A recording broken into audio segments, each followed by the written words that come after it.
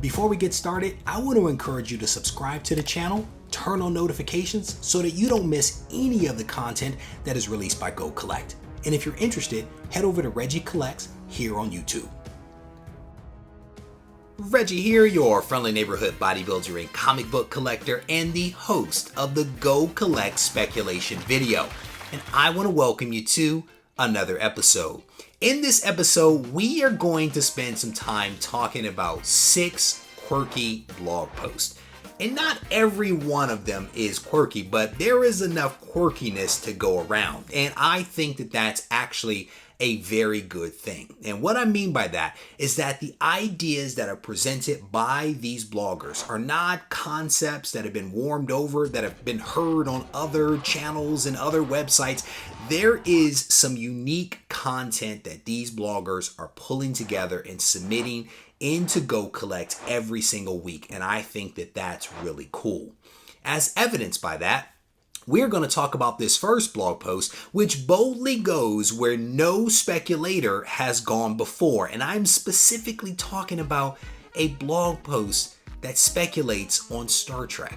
The blogger by the name of Norman actually spent some time talking about Star Trek #1 from Gold Key that was actually introduced in 1967. And this was 1 year after the very popular Star Trek actually went on air. And I am a huge fan of Star Trek, so I dig this blog post and I think it's really cool. But Norman actually makes an argument here why there potentially could be some magic to be made with Star Trek. And in fact, he actually looks at the long-term potential associated with 3 different grades for Star Trek #1, specifically a 9.4, a 6.5, and a 3.5. What he highlights here is that a 9.4 actually went for $7,500, and there are about 11 of them on the CGC census and has a whopping 31% return on investment. And I'm gonna be honest with you, Star Trek has been around for a very long time, decades on air, multiple movies, figures, comic books, etc., etc. And I don't see Star Trek going away anytime soon. And to that point, this could be a blue ocean area that folks might want to explore. So if you are a Star Trek fan, if you're into Silver Age comics, you may want to check out this blog post. The link is down in the description. Speaking of quirky characters, I want to introduce you to Scarlet. And you probably don't know what I'm talking about. You may be thinking Scarlet Witch. No, we are talking about Scarlet, a character that was created by Brian Michael Bendis back in 2010. And there is actually some rumor out there that this character could be making her way to a small screen near you at some point in the future. And again, this is what makes these blog posts really cool is I had never heard of this character. I honestly had not heard this rumor, but it captured my attention. It makes me want to at least go out and read the first appearance of this particular character, which is Scarlet #1. Now, what's interesting about this is the blogger actually points out what makes Scarlet special. And what makes her special is the fact that there is nothing special about her. She's not a mutant. She has no superhuman abilities of any way, shape, or form. She is a woman that has her life destroyed by a corrupt police officer in Portland, Oregon, and decides to actually fight back. And the people rally around her. And again, this is something that may resonate with people, especially with everything that is going on in the world right now. So if this is something that you're interested in, you definitely want to take a look at this blog post. The blogger actually highlights, again, the first appearance of this character is Scarlet #1, which dropped in 2010. Now, what's cool about this is that there were only about 32,000 copies, according to Comic-Con, of Scarlet #1 that were sold. Now, when you take a look at the CGC census data, there are only about 65 graded copies total and only 32 at a 9.8.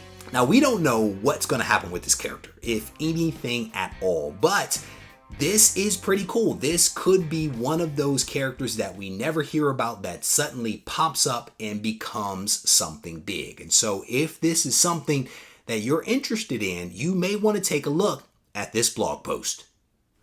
I'm curious, how many of you would have made a bet that the Guardians of the Galaxy would have been a big hit a few years ago? My guess is that none of you would have made that bet, because I don't think any of us saw the Guardians of the Galaxy being as big as they are. I've watched the movies several times and I honestly enjoyed them all, and I am looking forward to the third installment of the Guardians of the Galaxy. Now you might be wondering if this is a blog post that is about speculating on Guardians of the Galaxy. It is not, because this is the quirky episode. This one is actually a blog post on the Omega Men. Now what's interesting about this is that the blogger is making an argument that just like, if you will, the quirky Guardians of the Galaxy, the Omega Men could be a space opera that is a little different from the norm and could actually make a huge splash out there if DC were to ever make a movie out of this. The Omega Men first appeared in Green Lantern number 141, and this book actually has a pretty hefty price tag at $425. And again, it makes it one of the most expensive Omega Men comics out there. But if you decide that that's a little too rich for your blood, you may want to take a look at that first title series, Omega Men number 1. And this book has little to no traction at all. In fact, a 9.8 has an FMV of just $42.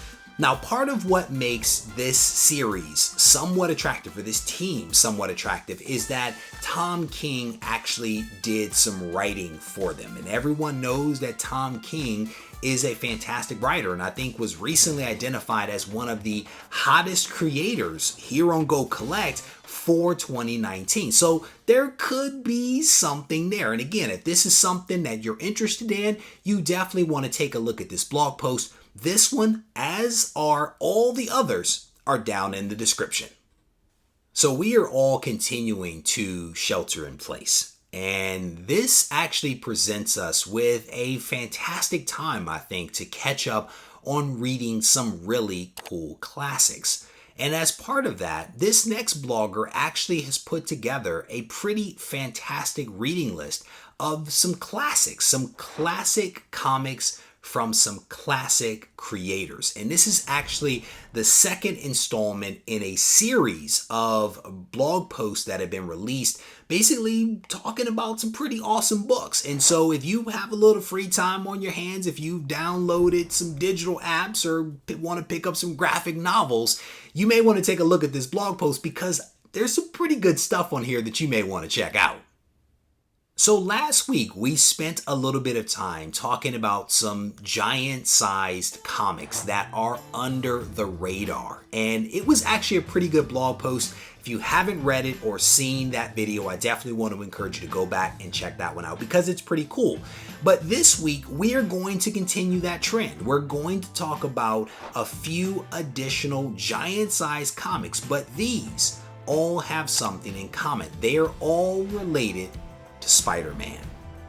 The very first book on the list is Giant Size Spider-Man number 1 from 1974. Now, what's interesting about this particular book is that there is actually a 7-fold increase as you go from a 9.6 to a 9.8. Now, that's a little strange, to be honest with you, because most of the time there is a discrepancy between the 9.8 and a 9.6, but typically it's not a 7-fold difference between the two. In fact, a 9.8 of Giant Size Spider-Man number 1 goes for $1,250, while the 9.6 only goes for $170. And so the blogger actually points out that while the 9.8 may be in the stratosphere, and there are very few copies of this particular book at a 9.8, the magic might be made around the 9.6 because there's more copies of it, and also because it's at a lower price point. And so if you are interested in speculating on Giant Size books or Spider-Man books, the 9.6 could be the one that you want to take a look at. The blogger goes on to talk about 2 additional giant-sized books that you may be interested in. The first is Superheroes #1 from 1974, and then the last is Giant-Sized Superman #4 from 1975. So again, if there is any interest in speculating on Spider-Man or giant-sized books, you want to check out this blog post. So there is a lot of speculation right now around Sony, specifically around what Sony may be doing with Spider-Man, because they've had some success over the last couple of years, especially with the Venom movie that has come out. And there is a lot of speculation almost every few months about a new character that is going to be getting their own movie. We've heard about Black Cat. There's been discussions about Silk, Silver Sable. There's Madam Web recently. And just over the last few weeks, there's a lot of talk about a character known as Jackpot. And this is a character that you probably have never heard of before, and that is actually okay. This blogger spends some time giving us a little bit of background on who Jackpot is, as well as what her first appearance happens to be. Jackpot, also known as Sarah, is just your run-of-the-mill geneticist and mother who receives her power by accidentally being exposed to an experimental serum, where she falls into a coma and actually wakes up basically with some superpowers. And she has superhuman strength, invulnerability, and also agility. She made her first appearance in Free Comic Book Day #1 in 2007. I am literally in the middle of reading this comic as we speak, and I am enjoying it so far. I will tell you that. I don't own it. I am reading it digitally because I will tell you, this comic is actually going for a nice chunk of money on eBay. But if you have a copy in your collection or can find one off of eBay, it may be something that you want to look into, especially if you can get it for a fair price. So there we have it. We have reached the end of another episode. I hope that you enjoyed yourself, and I definitely want to encourage you to hit the thumbs up button, leave a comment behind if you did. And my greatest hope is that you will tune in next week, next Wednesday, when we get to do this all over again.